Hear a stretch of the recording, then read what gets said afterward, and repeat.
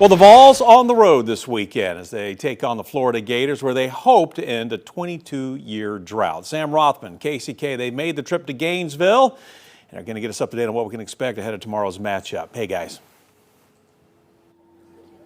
Hey, thanks, Bo. Yeah, the Vols' history has been grim in Gainesville over the last 22 years. The last time that they came out with a win on Gator ground, I was 4, Sam was 5, and Bo back in the studio. We can't expose that, but what we can expose is that the year was 2003, the last time that Tennessee had a win here. Same year that iTunes was released, Michael Jordan retired. Safe to say it's been a long time since Tennessee last swam through the swamp with a 24-10 victory. But that's not the problem of this year's team. They're just focused on leaving with a win. No, it really doesn't mean anything to me. It's really a crazy statistic, and we're trying to win every game. You know, we got to win big games on the road, and I played down there my freshman year. It's a great atmosphere, great fans, and yeah, it's a great team that we're about to go against, and it's going to be a great challenge for us. Later mentioned that he was on the team that played here back in 2023. At that time, he only played on special teams, but he did have a special moment against the Gators last year in Knoxville. That's when T-Lander made his first ever collegiate start. Yeah, besides all that, though, he said they're just focused on getting the win tomorrow night. Colton Hood also said the same thing, said they're just trying not to make this game any bigger than it is. It is hard to do that, though. Everyone knows that this is a big game, especially if Tennessee, wants to end the season on a positive. While reporting here in Gainesville alongside KCK, I'm Sam Rothman. Sam, Casey, thank you. In case you're wondering, I was a young man in my 30s last time the Vols won down in Gainesville. Hey, here's a look at tomorrow's lineup ahead of the Vols game. We're going to get an early start with a live edition of Tennessee Tailgate from Gainesville at 10:30 tomorrow morning. Our friends from the Sports Source will join in at 11 o'clock for their Saturday kickoff, and then we get some SEC action. You got Missouri taking on Oklahoma at noon. That's followed by Arkansas and Texas at 3:30, and then the primetime clash between Tennessee and Florida at 7:30. Again, it's all coming up tomorrow right here on Channel 6. Next on the 7 for you tonight, United Way of Greater Knoxville distributing $200,000 in emergency funding to support food distribution and assistance services in Knoxville. 16 eligible organizations were invited to apply, and 9 in the city of Knoxville will receive funding. A few of those recipients include Bridge Refugee Services, Knox Haven, Battlefield Farm, the Knox County Community Action Committee, and the Wesley House Community Center. Now, the CAC-run Mobile Meals Kitchen, along with the organization's other programs like the Commodity Supplemental Food Program, will benefit from the funding. Judith Pilo, CAC's Director of Nutrition Services, says demand for food assistance has increased since the government shut down, and this funding comes at a crucial time, especially with the busy holiday season just ahead. It's great to be able to support mobile meals and make sure that we don't have a waiting list. We can extend our reach and make sure we're serving those people that really need to be served. Some of the other recipients of this funding in the city of Knoxville include Bridge Refugee Services, Knox Haven, YMCA, Battlefield Farm, and more. And if you are in the Knoxville area and you are in need, especially this holiday season, you can go to our website, WATE.com, to find out more information on CAC and Wesley House, as well as the services they provide.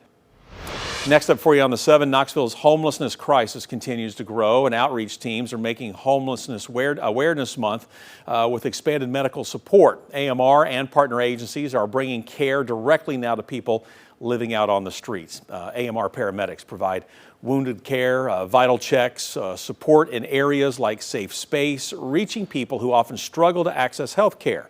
Agencies say rising housing costs and limited resources are driving the surge in homelessness. The outreach aims to reduce emergencies and connect more people to long-term services during Homelessness Awareness Month. Homelessness in Knoxville and Knox County is similar to homelessness in every other community in the United States in that it is being driven mostly by increasing housing costs. Substance misuse and mental illness do play a role, but the major driver, the data tell us, is rising housing costs. Agencies say ongoing outreach is critical as winter approaches and more people lost stable housing. Homelessness resources will be available, by the way, on our website. New developments tonight on the 7. Attorneys for a suspended UT professor say the university's handling of another professor's comments on a hot-button issue undermined the argument made for disciplinary action this time around. You know, we first reported yesterday that UT wants a federal judge to reject Assistant Professor Tamar Sherinian's bid to be put back on the job while her lawsuit moves through court. UT suspended Sherinian and has moved to fire her after public backlash to her Facebook comments following the death of conservative activist Charlie Kirk. Responding in a court document filed today, Sherinian's side points back to 2016 when UT law professor and well-known blogger Glenn Reynolds tweeted, "Run them down," when he was talking about protesters that were blocking the streets. Reynolds apologized and deleted the tweet. Sherinian's team points out that he kept his job and that the law school's dean described the tweet as an exercise of First Amendment rights. Well, more arguments made include that Sherinian's right to free speech outweigh UT's interest in running the Knoxville campus efficiently. Moving down the list for you tonight, leadership shakeups continue within the Blount County Fire Protection District in what is being described as administrative chaos. Commission President Gerald Kirby has now resigned. Also, Commissioner Tom Dathron resigned for a second time after he was named an interim appointee. In light of all this, Blount County Mayor Ed Mitchell has appointed Quentin Caldwell and Nick Bright to be interim commissioners. Jerry Phillips has also been acting as an interim commissioner, and the department says he is also acting as interim fire chief as well. Now, the latest resignations follow a Blount County Fire Protection District meeting on Tuesday, where firefighters voiced concerns surrounding leadership and urged Kirby to resign. Employees said they felt the administration had created an atmosphere of fear, mistrust, and operational inefficiency, but now those firefighters are saying they are optimistic about the future. And for our final Big 7 story, the Trump administration has made changes to student loan requirements, and many students trying to earn graduate degrees in medicine are learning their degrees are not classified as professional. That means their student loan borrowing will be capped at $20,000 a year. Now, people seeking degrees to be nurse practitioners, nurse anesthesiologists, doctors of nursing practice, physical and occupational therapists, and physician assistants will now have a harder time affording to go to school. South College Vice Chancellor of Institutional Advancement, Dr. Kimberly Hall, says these cuts will have a negative impact on students and healthcare providers. They're glad that they did the work, and the 27 months of the program flies by, and then they have this long career of very rewarding experiences and opportunities. And so for them to not be considered in a definition of being a professional program, that is concerning.